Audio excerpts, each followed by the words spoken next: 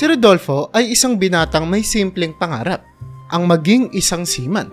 Lumaki siya sa isang pamilyang nasa katamtamang estado ng buhay. Hindi man sila lumalangoy sa yaman, sapat naman na ang kita ng kanyang tatay sa pagkakarpentero at ang kita ng kanyang nanay sa pananahi upang mapag-aral siya sa isang kolehiyo sa Maynila. Mula pagkabata, nahuhubog na ang kanyang pagmamahal sa dagat.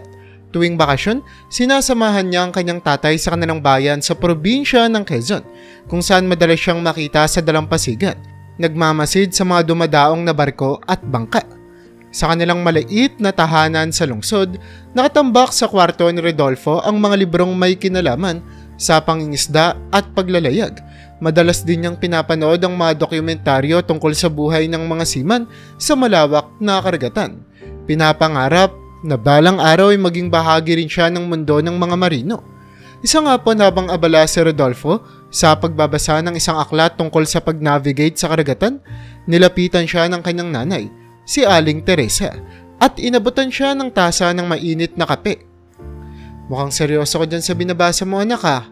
Bati ni Aling Teresa, may halong pagmamalaki sa kanyang tinig. "Opo, Nay," tugon ni Rodolfo. Hindi inaalis ang mga mata sa pahina. "Gusto ko kasi talagang maging handa sa lahat ng aspeto kapag naging seaman na ako. Alam kong hindi madali ang buhay sa laot eh." Tumango si Aling Teresa, humahanga sa determinasyon ng kanyang anak. "Pinagmamalaki ka namin ng tatay mo, Rodolfo. Alam naming malayo ang mararating mo basta't ipagpatuloy mo lang ang pagsusumikap." Napangiti si Rodolfo at nilingon ng nanay. "Salamat, Nay. Gagawin ko po ang lahat para matupad ang mga pangarap ko at masuklian ang lahat ng sakripisyo ninyo ni tatay." Muli siyang binalikan ng alaala ng kanyang kabataan. Ang mga araw na wala silang ibang pagkain kundi asin at kanin. Ang mga gabing nagtitipid sila ng kuryente para lang may ipang tuition siya. Ang mga sakripisyong iyon ang nagbibigay sa kanya ng lakas upang magpatuloy sa pag-aaral. Bagaman puno ng hamon ng kanilang buhay, hindi sumuko si Rodolfo. Ang kanyang mga magulang ay palaging nandyan para sa kanya, nagbibigay ng suporta sa kabila ng hirap at sakripisyo. At sa bawat pagkakataong dumaraan, lalo lamang tumitibay ang kanyang loob na maabot ang pangarap niyang maglayag sa malawak na karagatan, sumakay sa barko at magdala ng karangalan sa kanyang pamilya. "Magpahinga ka rin, anak," paalala ni Aling Teresa bago iniwan si Rodolfo sa kanyang pagbabasa. "Ayaw naman namin na magkasakit ka dahil sa sobrang pag-aaral mo."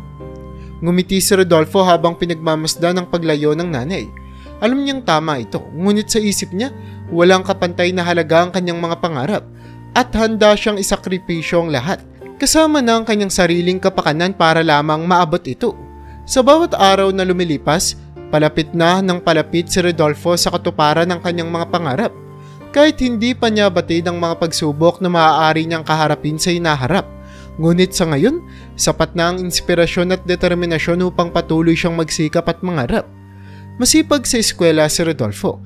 Bukod sa kanyang dedikasyon sa pag-aaral ng marine transportation, pinapahalagan din niya ang pagkakaroon ng balanseng buhay. Dahil dito, marami siyang mga kaibigan na naging kaakibat sa kanyang buhay estudyante. Kadalasan, kapag walang pasok, nagkakasama-sama sila upang maglaro ng basketball sa kalapit na court.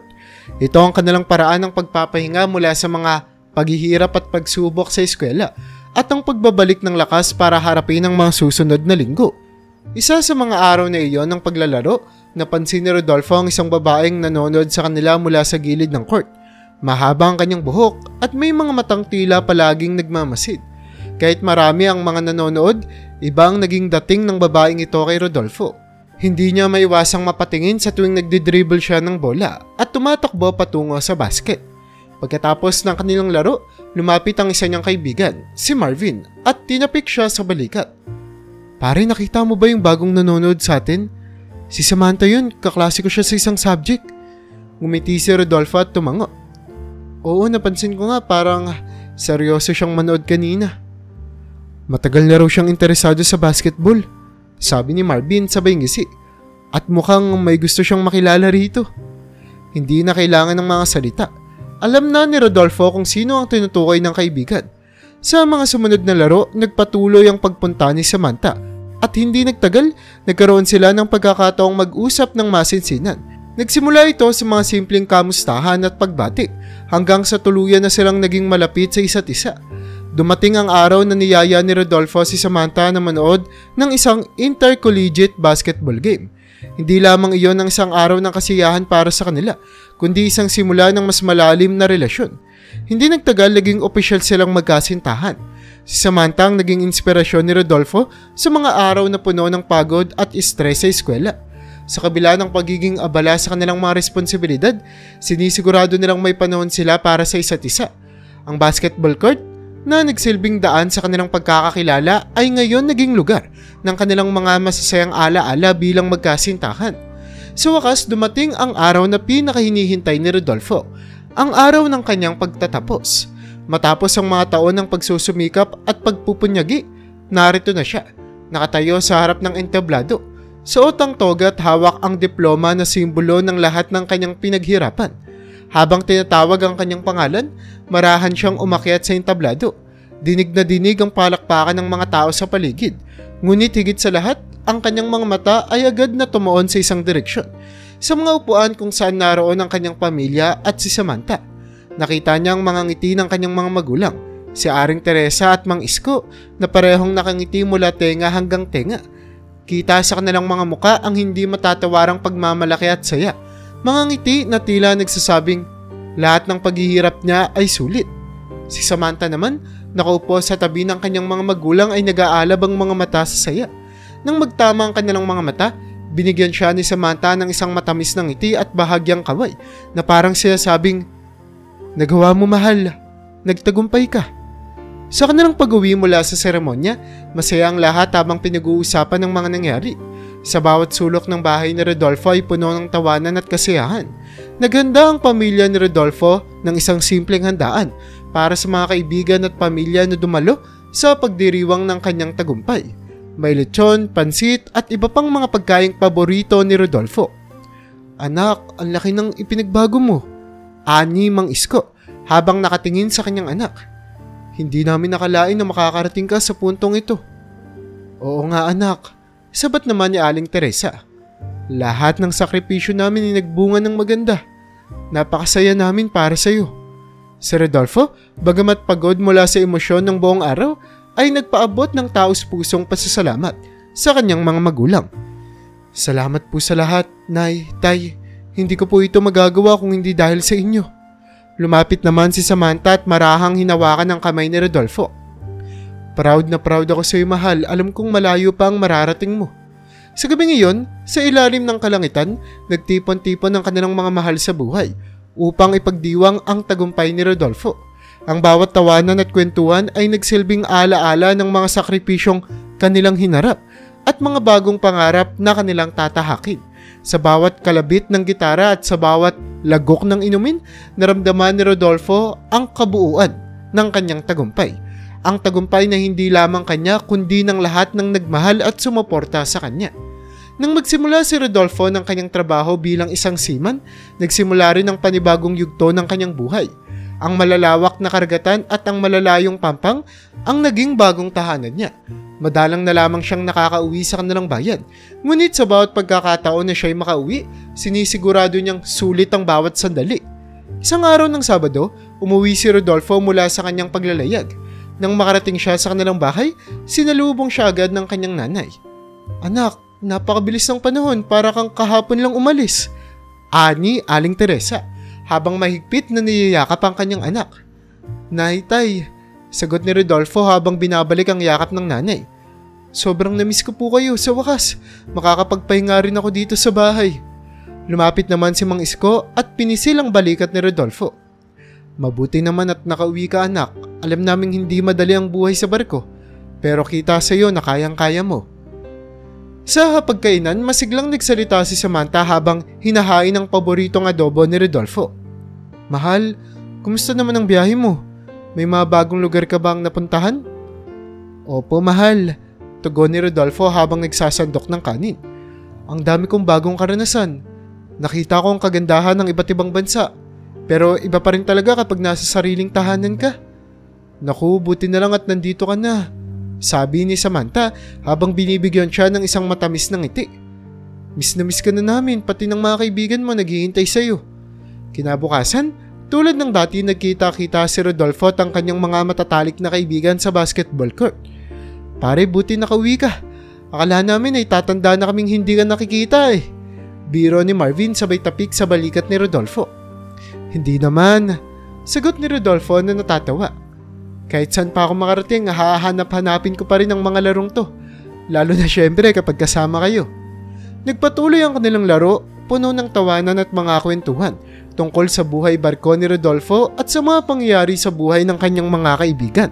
Sa mga sandaling ito, nakalimutan ni Rodolfo ang hirap ng trabaho at ang lungkot ng pagkakalayo sa kanyang pamilya at mga mahal sa buhay.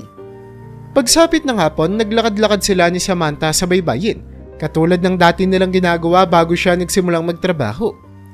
Alam mo mahal, ani Samantha habang sila'y nakatayo sa harap ng karagatan. Kahit nabihira ka nang umuwi, alam kong nandyan ka pa rin para sa amin. Ngumiti si Rodolfo at hinawakan ng kamay ni Samantha. Mahalaga kayo sa akin, Samantha. Yung pamilya ko, mga kaibigan at ikaw. Kayo ang dahilan kung bakit ako nagsusumikap. Hindi man ako laging nandito pero ang puso ko, palaging para sa inyo. Sa mga pagkakataong nakakasama ni Rodolfo ang kanyang mga mahal sa buhay, nadarama niya ang tunay na kaligayahan. Sa bawat pag-alis niya upang magtrabaho, dala-dala niya ang mga alaala ng mga sandaling iyon. Mga sandaling nagpapaalala sa kanya kung bakit siya nagpupunyagi at nagtatagumpay sa kabila ng lahat ng pagsubok.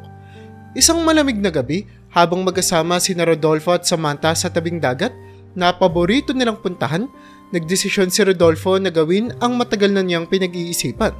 Habang nakatingin sila sa kalmadong alon na humahampas sa dalampasigan, kinuha ni Rodolfo ang kamay ni Samantha at tumingin sa mga mata nito. Samantha, marahan niyang simula. May halong kaba sa kanyang boses. Alam ko na bihira lang tayong magkita dahil sa trabaho ko. Pero sa bawat pagkakataon na nasa malayo ako, ikaw ang palaging nasa isip ko. Alam ko sa puso ko na ikaw na ang gusto kong makasama habang buhay. Napatigil si Samantha at tinignan si Rodolfo. Rodolfo? Huminga ng malalim si Rodolfo. Inilabas ang isang maliit na kahon mula sa kanyang bulsa at binuksan ito. Ipinapakita ang isang simple, ngunit napakagandang singsing. Mahal, gusto kitang pakasalan. Ayoko nang hintayin pa ang panahon na baka may iba pang dumating sa buhay mo. Gusto ko sa akin ka na lang. Magpakasal na tayo. Napuno ng luha ang mga mata ni Samantha. Ngunit ito'y luha ng kaligayahan. Hindi niya inaasahan ang proposal, ngunit sa puso niya, matagal na rin niyang hinihintay ang sandaling ito. Oo, Rodolfo, sagot niya habang yumakap sa lalaki. Papakasalan kita. Naging mabilis ang proseso ng kanilang kasal. Pareho silang nagdesisyon na gawing simple lamang ang seremonya, na tanging ang mga pinakamahalaga sa kanilang buhay ang imbitado. Ang kanilang mga pamilya, malalapit na kaibigan at ilang piling kamag-anak lamang ang dumalo. Naganap ang kasalan sa isang maliit na simbahan sa kanilang bayan. Habang naglalakad si Samantha sa gitna ng aisle, hindi maiwasang lumuha ni Rodolfo. Sa harap ng Diyos at ng mga taong nagmamahal sa kanila, ipinangako nila ang kanilang buhay sa isa't isa. Hindi ko akalain na magiging ganito kabilis ang lahat. Bulong ni Samantha kay Rodolfo habang sila'y nagsasayaw sa kanilang munting reception. Nung napagtanto kong ikaw na ang gusto kong makasama, hindi na ako nagdalawang isip. Sagot ni Rodolfo, hinawakan ng mahigpit ang kanyang asawa.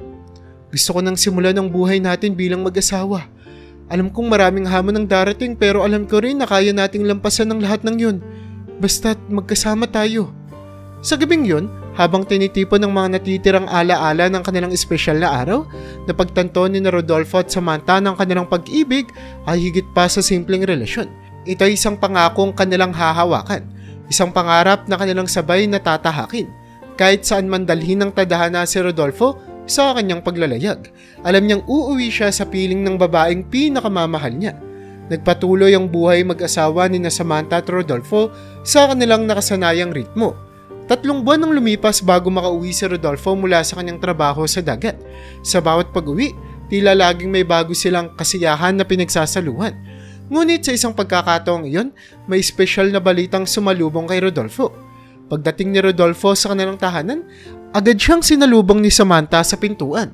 May kakaibang kislap sa mga mata nito, ngunit hindi niya maiwasang mapansin ang bahagyang pag-aalinlangan sa ekspresyon ng kanyang asawa.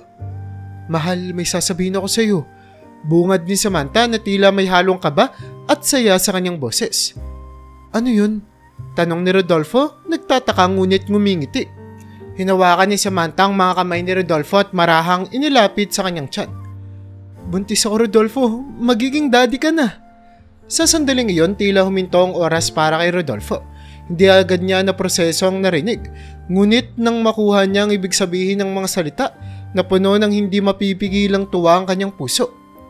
Totoo ba yun, Samantha? Tanong niya, halos hindi makapaniwala. Oo, mahal. Una ko tong nalaman ilang araw matapos kang umalis. Hindi ko alam kung paano ko sasabihin sa'yo noon kaya hinintay ko na lang ang pag-uwi mo. Niyakap ni Rodolfo si Samantha ng mahigpit. Halos hindi makapaniwala sa napakalaking biyayang dumating sa kanilang buhay. Ito na yata ang pinakamasayang balita sa buhay ko. Magiging tatay na ako! Bulong niya sa kanyang asawa.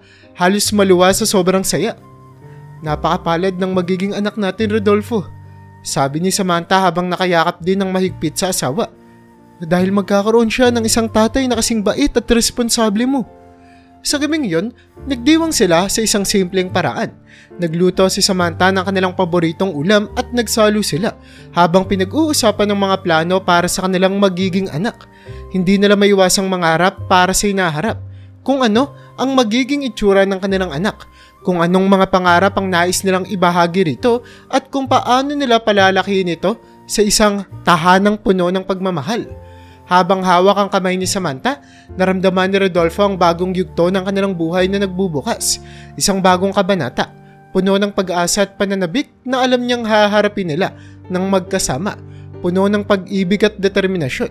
Sa isip niya, wala nang higit pa sa kasiyahang nararamdaman niya ngayon, ang maging tatay at bumuo ng isang masayang pamilya kasama ang babaeng pinakamamahal niya. Isang araw habang nagpapahinga si Rodolfo sa kanilang bahay, may kumalat na balitang ikinabahala ng marami. Habang nasa sala siya at nanonood ng telebisyon, bigla siyang tumahimik nang marinig ang balita tungkol sa paglubog ng isang barko sa karagatan. Ang mga balitang ito ay nagdala ng bigat sa kanyang puso, lalo na't nabanggit sa ulat na kasama sa masakay ng barko ang dalawa niyang dating kaklase sa kolehiyo. Rodolfo, anak, napanood mo ba yung pinalabas sa balita? Tanong ni Aling Teresa, lumapit sa kanya na may halong kaba sa tinig. Nabalitaan ko kanina sa radyo. May lumubog daw na barko? Tumango si Rodolfo. Hindi pa rin naalis ang tingin sa telebisyon. Opo, Nay, at kasama sa mga sakay ng barkong yun sina Mark at Leo, yung mga kaklase ko noon sa kolehiyo. Natahimik sa Aling Teresa. Nakikiramay sa bigat ng nararamdaman ng anak. Diyos ko, sana naman ligtas sila. Bulong niya habang naupo sa tabi ni Rodolfo. Anak, tutok ka na lang muna sa balita. Ipanalangin natin na sana'y may mabuting balita. Hindi nagtagal, nagtanong na rin si Samantha. Halatang nababahala sa sitwasyon. Mahal, ano ng balita? May update na ba tungkol sa mga nakasakay? Umiling si Rodolfo. Wala pa rin, mahal. Isang linggo na silang walang paramdam. Marami na ang nagsasabi na baka hindi na sila nakaligtas. Hinawakan ni Samantha ang kamay ni Rodolfo. Umaasang mapawi kahit papaano ang kanyang pangamba. Huwag kang mawalan ng pag-asa, mahal. Sila Mark at Leo, matitibay ang mga yun. Baka may himalang mangyari at makabalik silang ligtas. Yun din ang pinapanalangin ko. Sagot ni Rodolfo. Ngunit halata sa kanyang boses ang bigat ng sitwasyon. Bilang isang marino, alam ko ang mga panganib na kinakaharap namin sa dagat pero kapag may mga ganitong pangyayari, hindi mo maiwasang matakot para sa mga kasama mo. Sa sumunod na mga araw, nagpatuloy ang pag-asa ng pamilya ng mga biktima. At maski pa nila Rodolfo na may balitang mabuti silang maririnig, ngunit sa bawat lumilipas na oras na walang paramdam mula sa mga nawawala, unti-unting nababalot ng pangamba ang kanilang tahanan. Isang gabi nagtipon-tipon ng pamilya ni Rodolfo sa sala, kasama si Samantha. Anak, malumanay na simula niyang mga isko. Alam namin kung gaano kahalaga sa iyo ang trabaho mo bilang isang seaman pero sa mga nangyaring to, hindi namin maiwasang mag-alala. Oo nga, anak, dagdag ni Aling Teresa. Baka pwedeng magpahinga ka muna, hindi namin kakayanin kung mangyari sa iyo ang nangyari sa barkong yun. Tumingin si Rodolfo sa kanila. Alam niya ang kanilang pinagdaraanan. Naiintindihan ko ang takot niyo, Nay, Tay. Samantha, pero Trabaho ko po ito at may responsibilidad akong kailangang gampanan. Hindi ko kayang talikuran ng tungkulin ko ng ganun lang. Pero Rodolfo, sumabat si Samantha na halos mangiyak-ngiyak. Isipin mo rin ang magiging anak natin. Ayokong mawalan siya ng tatay, ayoko ring mawala ka. Natahimik si Rodolfo sa sinabi ni Samantha. Alam niyang tama ito. Hindi lamang ang sarili niya ang dapat niyang isipin, kundi ang pamilya na kanilang binubuo. Pinapanalangin ko na ligtasin ang Mark at Leo pero kailangan ko ring pag-isipan ang mga bagay na ito ng maigi. Sa huli, napagpasya ni Rodolfo na makinig muna sa kanyang pamilya. Pansamantala, hindi muna ako sasampa ng barko. Maghihintay na lang ako ng tamang panahon pero sisiguraduhin kong palaging nandito ako para sa inyo. Sabi niya na ikinagaan ng loob ng kanyang mga magulang at ni Samantha. At sa gabing iyon, habang hawak ni Rodolfo ang kamay ni Samantha, pinangako niya sa sarili na gagawin ng lahat upang maprotektahan ang kanyang pamilya. Anumang panganib ang kanyang harapin sa dagat o sa lupa. Matapos magdesisyon ni Rodolfo na wag munang bumalik sa barko, kinailangan niyang humanap ng bagong mapagkakakitaan. Mahirap ang mga unang linggo ng kanyang paghahanap. Pinuntahan niya ang iba't ibang mga opisina. Nag-apply sa iba't ibang trabaho, ngunit tila laging may kakulangan sa kanyang mga aplikasyon. Ang ilan ay hindi siya tinatanggap dahil sa kakulangan sa karanasan sa ibang larangan, at ang iba naman ay walang bakanting posisyon. Isang araw, habang nag-iisip siya kung saan siya pa pwedeng mag-apply, nakakita siya ng karatula na naghahanap ng mga taxi driver. Agad niyang kinuha ang pagkakataon, kahit na ito'y malayo sa kanyang nakasanayang trabaho. Kaysa wala akong trabaho, sabi ni Rodolfo sa sarili, ito muna ang gagawin ko. Naging madali naman para kay Rodolfo ang maging taxi driver. Sanay siya sa pagmamaneho at madali niyang napag-aralan ang mga ruta sa lungsod.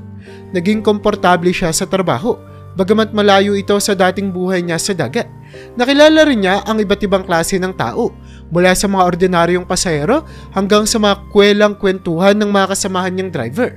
Ngunit hindi nagtagal, nagsimulang kumalat ang mga chismis sa kanilang lugar. Isang gabi habang nagpapahinga siya sa labas ng kanilang bahay, narinig niya ang dalawang kapitbahay na nag-uusap. Nakakaawa naman si Rodolfo. Ani ng isang babae na tila nagbubulungan. Mula sa pagiging seaman ngayon, taxi driver na lang? Oo nga, sagot ng isa pa. Sayang naman ang pinag-aralan niya. Dati ang taas ng tingin ng mga tao sa kanya. Ngayon halos hindi na siya makilala. Napabuntong hininga si Rodolfo. Hindi niya maiwasang masaktan sa mga naririnig, pero pilit niyang iniintindi ang sitwasyon. Alam niya kasing kailangan niyang kumita ng pera para sa kanyang pamilya, at ito ang trabahong tumulong sa kanila sa panahong ito. Pagkapasok niya sa bahay, sinalubong siya ni Samantha na agad napansin ang lungkot sa mukha ni Rodolfo. O mahal, may problema ba? Tanong ni Samantha habang hinahaplos ang kanyang braso. Wala naman, Samantha, sagot ni Rodolfo. Pilit nang umingiti. Narinig ko lang kasi ang sinasabi ng mga kapitbahay natin na kawawa raw ako. Rodolfo, malambing na sabi ni Samantha. Huwag mo silang pakinggan. Ang mahalaga ay ginagawa mo ang lahat para sa pamilya natin. Wala kang dapat ikahiya. Napakarangal lang trabaho mo. Alam ko naman yan, Samantha, pero minsan hindi mo maiwasang mapaisip. Dati hinahangaan nila ako dahil seaman ako. Ngayon para bang naging mababa na ang tingin nila sa akin dahil nagdadrive ako ng taxi. Hinawakan ni Samantha ang kamay ni Rodolfo at tinignan siya sa mata. Mahal, ang tunay na halaga ng isang tao ay hindi nasusukat sa kanyang trabaho. Ikaw ang pinakamagaling na asawa at alam kong magiging mabuting tatay ka rin. Hindi mahalaga kung anong trabaho mo, ang mahalaga ay ang pagmamahal at dedikasyon mo sa ating pamilya. Dahil sa mga salitang iyon, unti-unting lumuwag ang bigat sa dibdib ni Rodolfo. Alam niyang tama si Samantha. Ang kanyang halaga ay hindi nakabatay sa iniisip ng ibang tao, kundi sa kung paano niya tinatanggap at tinutupad ang kanyang mga responsibilidad. Sa kabila ng mga chismis, mas pinili ni Rodolfo na magpatuloy sa kanyang trabaho bilang taxi driver. Naniniwala na sa bawat takbang na kanyang ginagawa, siya ay nagiging mas malapit sa pagkakaroon ng mas maayos na kinabukasan para sa kanilang pamilya. Habang lumilipas ang mga buwan, naramdaman ni Rodolfo at Samantha ang bigat ng kanilang sitwasyon. Hindi na kasi kasing taas ang kinikita ni Rodolfo, ang kinikita niya ngayon bilang taxi driver, at ramdam na ramdam nila ang pagkukulang sa kanyang paggastos. Sa kabila ng kanyang pagsusumikap, hindi na ito sapat upang tugunan ng lahat ng pangangailangan nila, lalo pat wala ring trabaho si Samantha. Isang gabi habang sila'y nag-aapunan, muling napuno ng tensyon ang kanilang tahanan. Rodolfo, kailangan na nating bayaran ng kuryente bukas. May bayarin pa tayo sa tubig at sa renta. Saan tayo kukuha ng pambayad? Tanong ni Samantha, halatang naiinis at nababahala. Sumimangot naman si Rodolfo at nagbitaw ng isang mabigat na hininga. Alam ko, Samantha. Alam kong marami tayong kailangang bayaran pero ginagawa kong lahat ng makakaya ko. Ginagawa mo nga pero sapat ba? Rodolfo, hindi na tayo makakatagal ng ganito. Hindi naman pwedeng puro pagtitiis na lang ang gagawin natin. Sagot ni Samantha na tila ba umaasa ng solusyon mula sa kanyang asawa. Napapikit si Rodolfo. Pilit na pinipigilan ng bugso ng galit. Kung pinayagan niyo lang sana akong bumalik sa barko noon, hindi tayo aabot sa ganito. Alam ko ang ginagawa ko, Samantha. Pero lahat kayo, pinilit niyo akong manatili dito. Ngayon, tignan mo ang nangyayari. Rodolfo, ginawa namin yun dahil nag-aalala kami para sa'yo. Ayaw namin mawala ka sa amin. Sigaw naman ni Samantha. Hindi na napigilan ng mga luha. Ginagawa lang naman namin ang sa tingin namin ay tama. Pero hindi ko na alam kung ano pang gagawin natin ngayon. Halos sumabog si Rodolfo sa sobrang inis. Hindi niya nakaya ang bigat ng kanilang sitwasyon. Ang mga chismis na naririnig niya mula sa mga tao at ang mga argumento nila ni Samantha. Pagod na ako, Samantha. Pagod na akong pakinggan ang sinasabi ng mga tao. Pagod na akong marinig ang reklamo mo araw-araw. Hindi pa ba sapat ang ginagawa ko? Ginagawa ko naman ang lahat ng makakaya ko, ha? Umiyak na si Samantha sa narinig. Hindi ko sinasabing hindi ka nagsisikap, Rodolfo. Pero hindi ba't karapatan ka rin namang mag-alala? Hindi lang naman ito para sa atin eh. May anak tayong paparating. Ano nang gagawin natin para sa kanya? Natahimik si Rodolfo. Ang bigat ng responsibilidad ay tila higit pa sa kaya niyang pasanin. Alam niyang may katotohanan ng mga sinasabi ni Samantha, ngunit hindi niya kayang mapigilan ng sakit ng pakiramdam na tila wala siyang magawa upang ayusin ang kanilang sitwasyon. Sa bawat pagbanggit ng problema, lalo lang niyang nararamdaman ang pagkatalo, ang kabiguan bilang asawa at ang pagdududa sa kanyang mga naging desisyon. Sa wakas, nagsalita si Rodolfo ng mas mababang tinig, puno ng pagod at kalungkutan. Samantha, pasensya na.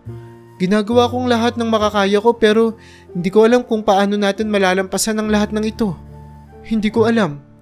Naglakad naman si Samantha palapit kay Rodolfo at niyakap ito ng mahigpit. Mahal, kaya natin to. Pero kailangan nating mag-usap at magtulungan. Alam kong mahirap pero hindi tayo pwedeng sumuko ng ganun-ganun lang. Sa mga sumunod na araw, parehong pilit nilang pinag-aralan kung paano pa mag-a-adjust sa kanilang sitwasyon. Naghahanap si Samantha ng paraan upang makatulong. At si Rodolfo naman ay mas naging determinado na maghanap pa ng ibang pagkakakitaan. Ngunit sa kabila ng lahat ng pagsubok, nanatili silang magkasama. Pinanghahawakan ng pangako na hinding-hindi sila susuko, lalo na't may isa pang buhay na umaasa sa kanila. Lumipas ang mga araw at sa kabila ng lahat ng kanilang pagsisikap, hindi pa rin tuluyang nawawala ang problema ni Rodolfo at Samantha.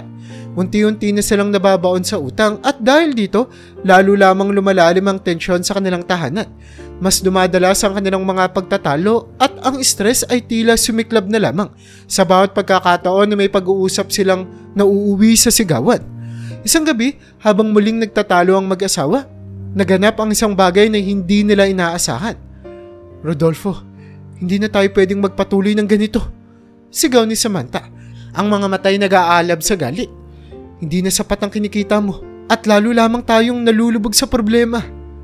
Alam ko naman yan, Samantha. Balik ni Rodolfo, hindi na rin napigilan ng sarili. Pero ano nga magagawa ko? Ginagawa ko nga ang lahat. Pero lagi na lang may kulang. Kung pinayagan mo lang sana ako noon na bumalik sa barko. Biglang sumakit ang tiyan ni Samantha at napakapit siya sa gilid ng mesa. Rodolfo, masakit ang tiyan ko. Agad na nagbago ang ekspresyon ni Rodolfo mula sa galit patungo sa takot. Samantha, ano nangyari? Halos mabaliw si Rodolfo sa pag-aalala habang niyayakap si Samantha. Kailangan natin pumunta sa ospital ngayon na. Dali-daling dinala ni Rodolfo si Samantha sa ospital. Ang kaba at takot ay tila bumabalot sa buong katawan niya. Habang nasa emergency room, hindi niya alam kung ano ang gagawin. Tinawagan niya agad ang kanilang mga magulang. Halos hindi makontrol ang kanyang boses sa takot at kaba. Ma, pa, nandito kami sa ospital. Si Samantha, may nangyari sa kanya. Halos hindi niya matapos ang kanyang mga salita. Natataranta at nag-aalala. Ilang oras ang lumipas, ngunit para kay Rodolfo, tila mga siglo ang bawat sandali. Nang lumabas ang doktor, nakita niyang mabigat na ekspresyon nito at agad na sumikip ang dibdib niya. Mr. Rodolfo, marahang sabi ng doktor. Ginawa namin ang lahat ng makakaya namin pero nakunan po si Mrs. Samantha, pasensya na. Halos hindi makapagsalita si Rodolfo. Pakiramdam niya'y nabagsakan siya ng napakabigat na bato sa dibdib. Hindi maaari, bulong niya. Halos hindi marinig ang sariling boses. Pumasok siya sa kwarto ni Samantha at nakita niya itong nakahiga. Ang mukha'y maputla at walang kibo. Lumapit siya ng dahan-dahan. Halos hindi makatingin sa kanyang asawa. Nang makita siya ni Samantha, agad itong nagwala. Umiiyak at naglabas ng lahat ng sakit na nararamdaman. Rodolfo, bakit? Bakit nangyari ito? Sigaw ni Samantha, pilit na umaabot kay Rodolfo. Pero puno ng galit ang kanyang mga mata. Yung anak natin nawala siya dahil sa mga away natin, dahil sa lahat ng stress na to. Halos hindi makayanan ni Rodolfo ang bawat salitang naririnig niya. Samantha, patawarin mo ako. Kasalanan ko. Dapat hindi ko hinayaan na umabot tayo sa ganito. Ngunit si Samantha, sa halip na kumalma, lalo pang nagwala. Hindi mo ba naiintindihan? Wala na ang anak natin, wala na. Ano pa ang silbi ng paghingi mo ng tawad? Naiyak na rin si Rodolfo. Lumahod sa harap ng kama ni Samantha. Mahagulhol sa sakit ng pagkawala. Patawarin mo ako, Samantha. Patawarin mo ako. Hindi ko alam kung paano kita mahaharap. Ilang sandali pa, nang mapagod na sa kaiiyak si Samantha, nagsimulang humupa ang galit sa kanyang puso. Nakita niya si Rodolfo. Nakaluhod, wasak na wasak ang damdamin. Umabot siya ng kamay. Pilit na inabot ang kamay ng asawa. Rodolfo, mahal. Paano natin malalampasan ito? Dahan-dahang tumingin si Rodolfo kay Samantha. Pinahid ang luha sa kanyang mga mata at hinawakan ang kamay ng kanyang asawa. Mahal, wala na tayong magagawa kundi harapin ito. Magkasama tayo. Lalampasan natin ito. Hindi ko alam kung paano pero gagawin ko ang lahat para bumangon tayo. Nagyakap silang dalawa. Kapwa umiiyak. Hinahanap ang lakas mula sa isa't isa. Sa kabila ng kanilang pagkawala, naroon ang pangako na hindi nila bibitawan ng isa't isa. Na kahit gaano pa kahirap ang kanilang harapin, sabay silang babangon at susubok muli. Ang kanilang yakap ay puno ng pangako. Isang pangakong magsisimula muli. Ano man ang mangyari. Sa kabila ng sakit at mga pagsubok na kanilang pinagdaanan, dahan-dahan ding nagsimulang mag-move on sina Rodolfo at Samantha. Sa tulong ng kanilang mga magulang at malalapit na kaibigan, unti-unti nilang natutunan na tanggapin ang nangyari at magpatuloy sa buhay.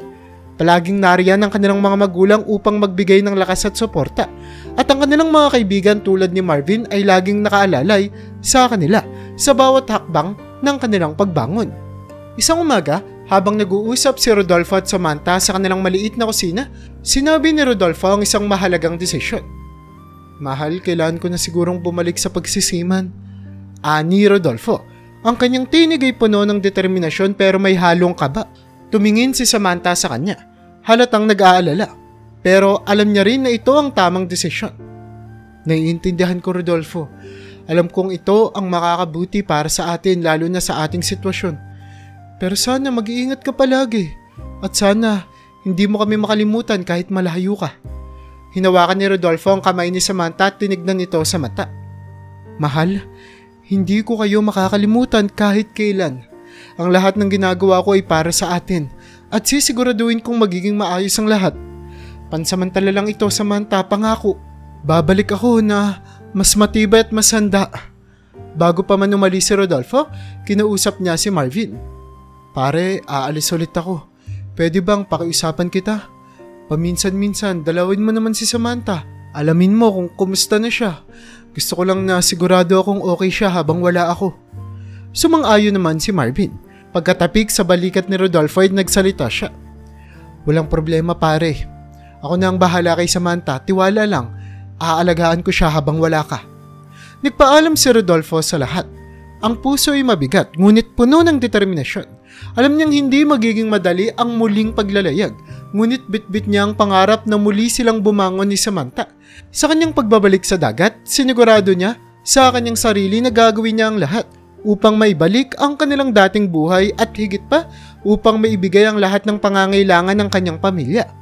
Habang papalayo ang barko sa Pampang, tinignan ni Rodolfo ang unti-unting pagliit ng kanilang bayan. Bit-bit sa kanyang puso ang pagmamahal at pangakong muli niyang babalikan si Samantha. Mas matibay, mas handa at mas determinado na magtagumpay para sa kanilang kinabukasan. Habang nasa kaligitnaan ng kanyang trabaho sa barko, palaging inaabangan ni Rodolfo ang mga pagkakataon na makatawag kay Samantha. Ang bawat tawag ay nagsilbing pahinga sa kanyang isip at nagbibigay sa kanya ng lakas na harapin ang araw-araw na hamon ng pagiging seaman. Isang gabi habang nakatanaw siya sa malawak na karagatan, tumunog ang kanyang telepono. Agad niya itong sinagot nang makita ang pangalan ni Samantha sa screen. "Mahal, kumusta na kayo dyan? Miss na kita." Bati ni Rodolfo, puno ng pananabik ang boses. "Mabuti naman kami, mahal," sagot ni Samantha. Ngunit may kakaibang tono ang kanyang boses na napansin agad ni Rodolfo. "May sasabihin sana ako sa iyo at sana ay maging masaya ka." Kinabahan si Rodolfo ngunit nanatila ang kanyang atensyon sa sinabi ni Samantha. "Ano yun, Samantha? May nangyari ba?" Huminga ng malalim si Samantha bago nagsalita. "Mahal, buntis kasi ako ulit." Nanlaki ang mga mata ni Rodolfo. Napuno ng kasiyahan ng kanyang puso ngunit kasabay nito ay ang pag-aalala. "Totoo ba, Samantha? Buntis ka ulit?" Halos hindi makapaniwala si Rodolfo, ngunit ang kanyang saya ay agad napalitan ng takot. "Pero Samantha, sigurado ka bang maayos ang lahat? Kailangan mong mag-ingat. Ayokong mangyari ulit ang dati." "Oo, mahal, naiintindihan ko," sagot ni Samantha na may halong pag-aalala rin. "Sinusunod ko naman ang lahat ng sinasabi mo. Nagpapacheck up ako palagi, iniinom ko ang mga vitamins at sinusunod ko lahat ng payo ng doktor. Ayoko lang ding may mangyaring ulit na masama." Napabuntong hininga si Rodolfo. Pilit na inaalo ang kanyang sarili. "Salamat, Samantha. Gusto ko lang na maging maayos kayo. Malaki naman ang napapadala ko. Gamitin mo ang lahat ng yun para siguraduhin na ligtas kayo ng baby natin. Huwag kang mag-alala sa ibang bagay. Ang importante ay ang kalusugan mo at ang baby." "Oo, mahal. Wala kang dapat ipag-alala. Nakikinig ako sa doktor at ginagawa kong lahat para maging healthy kami." Sa mga sumunod na buwan, palaging sinisigurado ni Rodolfo na matatawagan niya si Samantha upang kumustahin ang kalagayan nito at ng kanilang magiging anak. Ang bawat tawag ay puno ng pagmamalasakit at pangangalaga na tila nagsisilbing tulay upang mapawi ang distansya sa pagitan nila. Habang tumatagal ang kanyang paglalayag, palagi niyang iniisip ang magiging anak nila ni Samantha. Bagamat malayo siya, ipinangako niya sa sarili na gagawin niya ang lahat upang masigurong magiging ligtas at masaya ang kanilang pamilya. At sa bawat tawag ni Samantha, mas lalo siyang napapalapit sa pangarap na muli silang magkakaroon ng isang buo at masayang pamilya. Dumating na ang araw na pinakahinihintay ni Rodolfo at Samantha, ang araw ng pagsilang ng kanilang anak. Sa kasamang palad, nasa gitna ng karagatan si Rodolfo nang maganap ito. Kaya't sa pamamagitan lamang ng video call niya nasaksihan ang unang sandali ng buhay ng kanyang anak. Habang nakatayo si Rodolfo sa labas ng kanyang cabin, hawak-hawak ang kanyang telepono, halos hindi siya makapaniwala sa kanyang nakikita sa screen. "Samantha, ang galing mo! Ang ganda ng anak natin!" Halos mapaiyak si Rodolfo sa saya habang pinagmamasdan ng maliit na sanggol na nakabalot sa puting kumot. "Salamat, mahal," sagot ni Samantha. Nabakas pa rin ng pagod ngunit puno na ng kaligayahan sa kanyang muka. "Lalaki ang anak natin, Rodolfo. Malusog siya at parang gustong gusto ko ninyang makilala." "Hindi ako makapaniwala. Tatay na ako," bulong ni Rodolfo sa sarili habang pinapahid ang luha sa kanyang mga mata. "Pakiramdam ko dito na magsisimula ang bagong yugto ng buhay natin, Samantha. Magiging mabuting tatay ako. Gagawin ko ang lahat para sa inyong dalawa." Ngumiti si Samantha at iniharap ang kamera sa kanilang anak. "Mahal, tignan mo siya, kamukhang kamukha mo." Hindi mapigilan ni Rodolfo ang maluha habang tinitignan ng maliit na nilalang na ito na bahagi ng kanyang sarili. "Hindi ko na mahintay na mayakap kayo, Samantha. Pakiramdam ko kay bilis ng oras pero ang layo ko pa rin. Gusto ko nang makauwi at makasama kayong dalawa." "Hihintayin ka namin, Rodolfo," sagot ni Samantha, puno ng pagmamahal sa kanyang tinig. "Alam kong malapit na rin ang araw na iyon, basta tandaan mo nandito lang kami palagi, naghihintay sa pagbabalik mo." Habang nag-uusap pa sila, naramdaman ni Rodolfo ang isang kakaibang kapanatagan sa kanyang puso. Ang hirap at sakripisyo na kanyang dinanas ay tila biglang nagkaroon ng kahulugan. Sa kabila ng distansya, ang pagkakaroon ng isang anak ay nagdala ng bagong pag-asa at inspirasyon sa kanilang buhay mag-asawa. Habang natapos ang kanilang video call, nanatiling nakatingin si Rodolfo sa screen ng kanyang cellphone. Iniisip ang hinaharap ng kanilang pamilya. Alam niyang hindi magiging madali ang pagiging magulang, ngunit sigurado siyang handa siyang harapin ang lahat ng iyon para sa kanyang anak at para sa kanyang asawa. Sa isip ni Rodolfo, ito na ang simula ng isang bagong yugto, puno ng pag-asa, pagmamahal at pangarap para sa kanilang pamilya.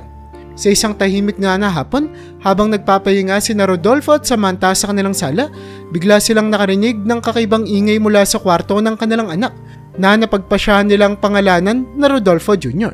Agad silang nagtinginan, pareho nang nag-aalala sa maaaring nangyayari. Rodolfo, parang may hindi magandang nangyayari kay Junior, sabi ni Samantha, puno ng kaba sa kanyang tinig. Agad silang tumayo at mabilis na tumungo sa kwarto ng kanilang anak. Pagkabukas nila ng pinto, nakita nila si Rodolfo Jr. na hirap makahinga. Tila ba naghihingalo na ito at baka sa mukha nito ang matinding sakit. Diyos ko, Samantha, hirap na hirap siya. Sigaw ni Rodolfo, agad na kinuha ang kanilang anak mula sa crib. Kailangan nating dalhin siya agad sa ospital. Habang nasa biyahe, halos hindi kumikibo si Samantha. Yakap-yakap si Rodolfo Jr. at puno ng luha ang kanyang mga mata. Mahal, tulungan mo siya. Kailangan niyang makaligtas, hindi ko kayang mawala siya. Gagawin ko ang lahat, Samantha. Hindi ko rin kaya siyang mawala. Sagot ni Rodolfo habang pinapabilis ang takbo ng sasakyan, puno ng takot at pag-aalala. Pagdating nila sa ospital, agad silang sinalubong ng mga doktor at nurse. Mabilis na inisikaso si Rodolfo Jr. pagkalipas ng ilang oras ng pag-aalala. Lumapit ang doktor sa kanila. Dala ang resulta ng pagsusuri. Mr. and Mrs. Rodolfo, may hika po yung anak ninyo. Kaya siya nahihirapan kanina ay dahil sa asthma attack. Pero huwag kayong mag-alala. Nagawa na namin ng paraan para maging stable ang kanyang kalagayan. Sabi ng doktor. Malumanay ngunit seryoso ang boses. Napaiyak si Samantha. Ngunit sa pagkakataong ito ay may halo na ng kaunting ginhawa. Salamat, Dok. Salamat at ligtas na siya. Pero kailangan niyo pang maging mas maingat at mapanuri sa mga susunod na araw. Ang hika ay nangangailangan ng matinding bantay at pag-aalaga, lalo na sa murang edad ng inyong anak. Iwasan po natin ang mga bagay na maaaring mag-trigger ng kanyang hika at siguraduhin po natin na may mga tamang gamot at treatment siyang natatanggap. Dagdag ng doktor. Habang pauwi sila, hawak-hawak ni Rodolfo ang kanyang anak na ngayon ay mahimbing nang natutulog matapos ang lahat ng nangyari. Mahal, mas kailangan nating bantayan ang anak natin ngayon. Gagawin natin ang lahat para masigurong hindi na ito mauulit, sabi ni Rodolfo, puno ng determinasyon. Rodolfo Jr., sabi ni Samantha, tinitignan ng anak nila ng may pagmamahal. Naisip ko dati na maganda ang pangalang ito pero ngayon, mas higit pa ang halaga nito para sa akin. Kailangan maging matapang siya katulad mo, Rodolfo. Niyakap ni Rodolfo si Samantha. Ang puso ay puno ng pagmamahal at pangako. Magsisimula na tayo ng bagong yugto bilang mga magulang. Samantha, mas lalo natin siyang aalagaan at babantayan. Ito na ang buhay natin ngayon at gagawin natin ang lahat para maging maayos ito para kay Junior.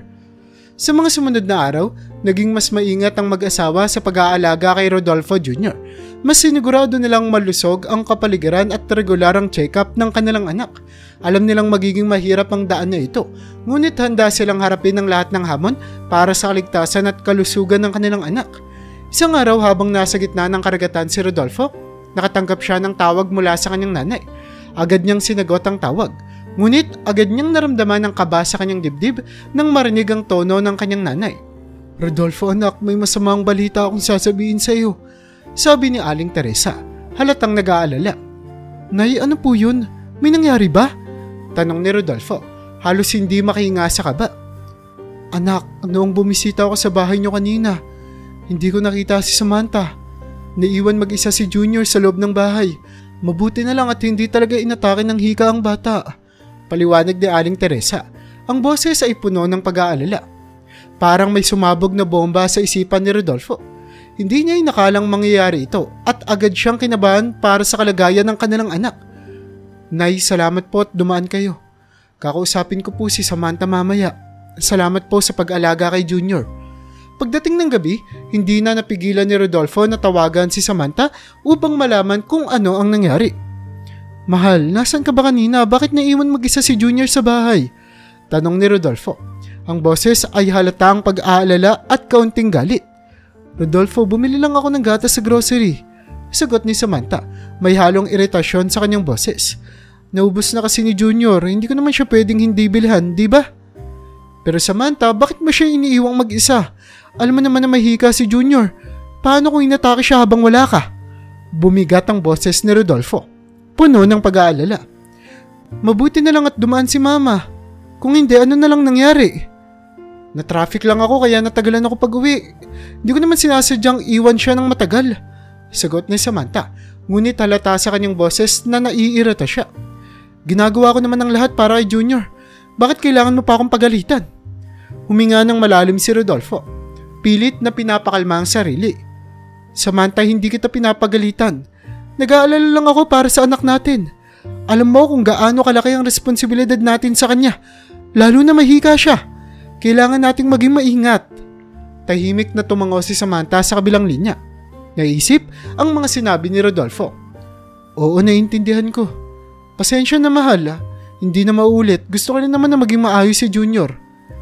Napabuntong hininga si Rodolfo. Haramdam ang bigat ng sitwasyon. Hindi ko sinasabing hindi ka nagmamalasakit. Alam ko namang ginagawa mong lahat ng makakaya mo. Gusto ko lang na lagi kang maging maingat. Ang anak natin ay pinaka-importante sa atin ngayon. Sumasang-ayon naman ako, Rodolfo. Sagot ni Samantha. Mas malumanay na ang kanyang tono. Mahal ko si Junior. Hindi ko naman hahayaang may mangyaring masama sa kanya. Salamat, Samantha. Basta lagi mong tandaan, nandito lang ako. Kahit malayo, gagawin ko ang lahat para sa inyong dalawa. Sabi ni Rodolfo na ngayon ay mas kalmado na. Matapos ang tawag na iyon, napanatag si Rodolfo kahit papaano. Ngunit alam niyang kailangan pa rin nilang magtulungan ng gusto para sa kapakanan ni Rodolfo Jr. Tiwala siyang gagawin ni Samantha ang lahat para alagaan ang kanilang anak. Ngunit hindi pa rin niya maiwasang mag-alala. Sa isip niya, kahit gaano pa kalayo siya, palagi siyang nariyan para sa kanyang pamilya kahit sa simpleng paraan ng pagtawag at pangangamusta. Sa kasamang palad, hindi natigil ang mga ulat na natatanggap ni Rodolfo mula sa kanyang nanay. Madalas nitong sinasabi na sa tuwing dumadalaw siya sa bahay nila Samantha at Junior, hindi niya naaabutan si Samantha. Noong una, pinagsasabihan pa ni Rodolfo ang kanyang asawa sa bawat pagkakataong nalalaman niya ito. Samantha, ilang beses ko bang sasabihin sa'yo na huwag mong iiwang mag-isa si Junior? Alam mong mahika siya eh. Lagi niyang paalala tuwing magkakaroon sila ng pagkakataong mag-usap. Ngunit habang tumatagal, nagsawa na rin si Rodolfo sa walang katapusang paalala at pangaral. Nakakaramdam na siya ng matinding pagkabalisa, lalo na't malayo siya sa kanyang pamilya. Paano na lang kung isang araw may mangyaring hindi maganda kay Junior at wala doon si Samantha upang agad itong matulungan? Ang kaba at takot na ito ang nagtula kay Rodolfo na gumawa ng desisyon. Isang desisyon na maaaring makatulong upang mapanatag ang kanyang kalooban. Isang gabi habang nasa barko, kinausap niya ang kanyang nanay. Nay, gusto ko sanang magpakabit ng CCTV sa kwarto ni Junior. Hindi na po ako mapakali. Gusto kong siguraduhin na kahit wala ako, may makakakita sa lahat ng nangyayari sa anak ko. Nak, mabuti, siguro yan. At least, mapapanatag ang loob mo kahit papaano. Kasi kung may mangyari man, agad akong pupunta roon para alagaan si Junior. Sagot ni Aling Teresa. Naiintindihan ang alalahanin ng kanyang anak. Agad na inasikaso ni Rodolfo ang pagkakabit ng CCTV. Isinaayos niya ito ng maayos upang malinaw na makita ang buong kwarto ni Rodolfo Jr. Kapag nasa oras ng trabaho si Rodolfo at hindi niya mabantayan ng kamera, nag-aalaga naman ang kanyang nanay sa pagbabantay. Naging malaking ginhawa ito para kay Rodolfo. Kahit papaano, ay alam niyang may isang mata na laging nagmamasid sa kalagayan ng kanyang anak. Isang araw, habang nasa kaligitnaan ng trabaho, napansin ni Rodolfo sa CCTV na tila hindi magandang pakiramdam ni Junior. Halos hindi ito mapakali at hirap na hirap huminga.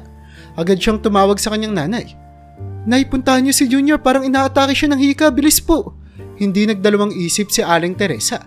Agad siyang tumakbo papunta sa bahay ni Samantha at Rodolfo at natagpuan niya ang bata na hirap sa paghinga. Mabuti na lang at agad na naagapan ni Aling Teresa ang sitwasyon. Natawagan din ito si Samantha na agad namang umuwi. Bagaman malayo si Rodolfo, Kahit paano ay nagkaroon siya ng kaunting kapayapaan ng loob. Alam niyang hindi sapat ang CCTV upang ganap na maprotektahan ng kanyang anak. Ngunit ito na lamang ang magagawa niya sa sitwasyon niya bilang isang tatay na malayo sa pamilya. Patuloy pa rin siyang nananalangin na sana magbago ang kanyang asawa at mas maging responsable para sa kapakanan ni Junior. Pagod mula sa trabaho, nagpapahinga si Rodolfo sa barko at pinili niyang panoorin ang live feed ng CCTV sa kwarto ni Rodolfo Jr. Sa screen, nakita niyang payapang natutulog ang kanyang anak sa crib nito. Isang tanawin na nagbibigay ng kaunting ginhawa sa kanyang pusong palaging nag-aalala. Ngunit makalipas ang ilang minuto, pumasok si Samantha sa kwarto.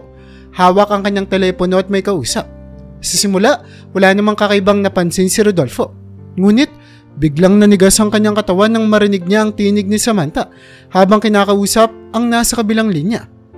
"Babe, oo, namiss kita," bulong ni Samantha habang hinihimas ang buhok ni Junior. Parang bombang sumabog ang mundo ni Rodolfo. Hindi siya makapaniwala sa naririnig at agad na bumilis ang tibok ng kanyang puso. Sino naman kaya ang tinatawag ni Samantha na babe? Sino ang kabit ng kanyang asawa? Pagkatapos ng tawag niya iyon, hindi na mapakali si Rodolfo. Alam niyang kailangan niyang malaman ng katotohanan, kaya't noong bumalik siya sa Pampang, hindi niya ito ipinaalam kay Samantha. Tahimik siyang bumalik sa kanilang bayan. Nagtatago sa anino ng gabi upang simulan ng kanyang investigasyon. Isang hapon habang nagmamasid mula sa labas ng kanilang bahay, nakita niyang lumabas si Samantha. Mabilis niyang sinundan ito. Puno ng kaba at galit ang kanyang puso. Hindi nagtagal nakita niyang pumasok si Samantha sa isang lugar na talaga namang pamilyar. Ang isang kaibigan nilang si Marvin, naghihintay sa kanya. Hindi na kailangang marinig ni Rodolfo ang kanilang pag-uusap para malaman ang katotohanan. Nakita niyang sumama si Samantha kay Marvin at magkasama silang pumasok sa isang motel. Ang kanyang puso ay nagdurugo habang pinapanood ang eksenang iyon. Hindi makapaniwalang pinagtaksilan siya ng dalawang taong pinagkakatiwalaan niya. Agad niyang kinuhanan ng litrato ang dalawa bago umalis. Sapat na ang mga ebidensyang iyon para masira ang kanyang mundo. Umiiyak, umuwi siya sa kanilang bahay at niyakap si Junior ng mahigpit. Ang kanyang mga luha ay bumuhos habang iniisip ang lahat ng mga sakripisyong ginawa niya para sa kanilang pamilya. Sa mga oras na iyon, wala nang natirang lakas kay Rodolfo kundi ang pagmamahal niya sa kanyang anak. Hindi niya alam kung paano niya haharapin ang kinabukasan, ngunit isang bagay ang tiyak. Gagawin niya ang lahat para protektahan si Junior, ano man ang mangyari. Nang dumating si Samantha sa kanilang bahay, nagulat siya nang makita ang mga polis na nagmamasid sa paligid. Kinabahan siya at agad na nagtanong, "Anong nangyari dito?" Ngunit bago pa man siya makalapit sa kanilang pinto, pinadakip siya ng isang pulis sa utos ni Rodolfo. Agad siyang nagulat at napasigaw, "Bakit niyo ako pinapahuli? Anong kasalanan ko?" Mula sa dilim, lumabas si Rodolfo. Ang mukha ay puno ng galit at pagkasiphayo. "Alam ko na ang lahat, Samantha. Ang pagtataksil mo, ang paglabas-labas mo habang wala ako, lahat ng iyon ay alam ko na." Namutla si Samantha pero pilit na nagtatanggi. "Hindi totoo yan, Rodolfo. Hindi mo naiintindihan, kailangan mong pakinggan ang paliwanag ko." Dinala sila sa barangay kung saan nagkaroon ng pagkakataon na mag-usap. Hinanap pa ng mga polis si Marvin, ngunit si Rodolfo at Samantha ay nagharap na. "Samantha, bakit mo nagawa sa akin to? Lahat ng sakripisyo ko para sa inyo. Ito lang ba ang masusukli mo?" Tanong ni Rodolfo. Ang boses niya ay puno ng sakit at pagkabigo. Noong una, patuloy pa rin sa pagtanggi si Samantha. Pero nang ipinakita na ni Rodolfo ang mga ebidensya, ang mga litrato at ang CCTV video, nagsimulang gumuho ang kanyang depensa. Napayuko siya at sa wakas umamin. "Rodolfo, nawalan na ako ng pagmamahal sa iyo. Noong nakunan ako, doon nagsimula. Hindi ko na alam kung paano kita titignan ng tulad ng dati." "Paano si Junior?" Tanong ni Rodolfo. Ang boses ay nanginginig. "Ako ba talaga ang tatay ni Junior?" Saglit na tumigil si Samantha. Ang mukha ay nagpakita ng alinlangan. Oo, ikaw ang tatay ni Junior." Pero halata sa kanyang mukha na may pag-aalinlangan sa kanyang sagot. Dahil sa kanyang narinig, nagpa siya si Rodolfo na ipatest ang DNA nila ni Junior para makasigurado. Habang hinihintay ang resulta, nakakulong si Samantha at mabilis na nahuli rin ng mga polis si Marvin makalipas ang isang araw ng paghahanap. Samantala si Rodolfo ay abala sa pag-aayos ng kanyang mga papeles at sa pagpaplano ng kanilang kinabukasan. Kasama niya ang kanyang mga magulang na buong pusong sumusuporta sa kanya sa kabila ng bigat ng sitwasyon na kanilang kinakaharap.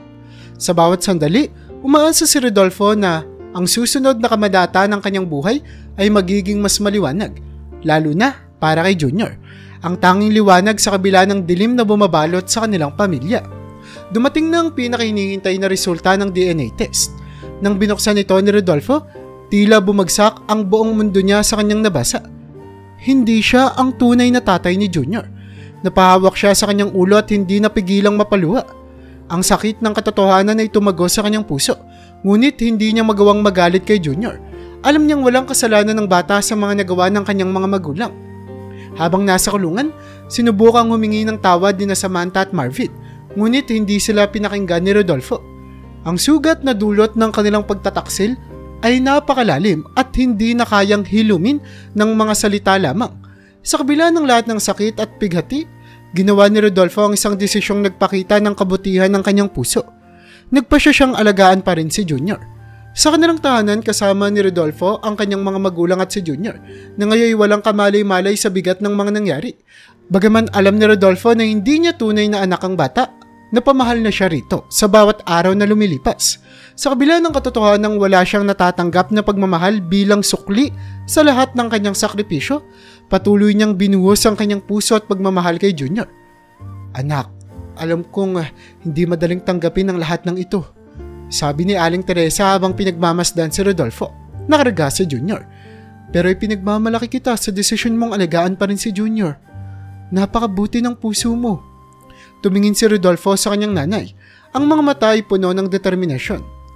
Nay, hindi ko kayang idea na iwanan si Junior. Wala siyang ibang pupuntahan. Kahit pa hindi ko siya tunay na anak, siya pa rin ang anak na kinilala ko at minahal. Gagawin ko ang lahat para iparamdam sa kanya na may nagmamahal sa kanya. Habang lumilipas ang panahon, unti-unting natutunan ni Rodolfo na tanggapin ang mga nangyari. Sa tuwing tinitignan niya si Junior, nakikita niya na hindi ang pagkakamali ng kanyang asawa, kundi ang inosenteng bata na nangangailangan ng kalinga at pagmamahal. Ang sakit ng pagtataksil ay nanatili sa kanyang puso, ngunit higit na naig ang kanyang pagmamahal para kay Junior. Naging mapagmahal na ama si Rodolfo kay Junior, kahit pa hindi sila magkadugo. Tinuruan niya ang bata ng mga aral sa buhay at pinaramdam sa kanya na sa kabila ng lahat ng pinagdadaanan nila, merong nagmamahal sa kanya. Hindi naging madali ang lahat, ngunit sa bawat ngiti at halakhak ni Junior, naramdaman ni Rodolfo na sulit ang lahat ng sakripisyo. Sa huli, natutunan ni Rodolfo ang isang mahalagang aral. Ang tunay na pagmamahal ay hindi nasusukat sa dugo o sa pagkakamali ng nakaraan. Ang tunay na pagmamahal ay handang magsakripisyo at magpatawad, kahit na walang kasiguraduhan ng kapalit. Sa puso ni Rodolfo, si Junior ay hindi lamang isang bata na kailangan niyang alagaan, kundi isang anak na minahal niya ng buong puso. Isang batang pinaramdam niya na hindi kailanman nag-iisa sa mundo. Sa pagtatapos ng kanilang kwento, natutunan ni Rodolfo ng pagmamahal ay isang malalim na responsibilidad, isang handog na ibinibigay ng walang hinihinging kapalit. Sa kabila ng lahat ng sakit, si Junior ay isang paalala ng kakayahan ng tao na magpatawad, magmahal at magsakripisyo, mga bagay na nagpapakita ng tunay na lakas at kabutihan ng puso.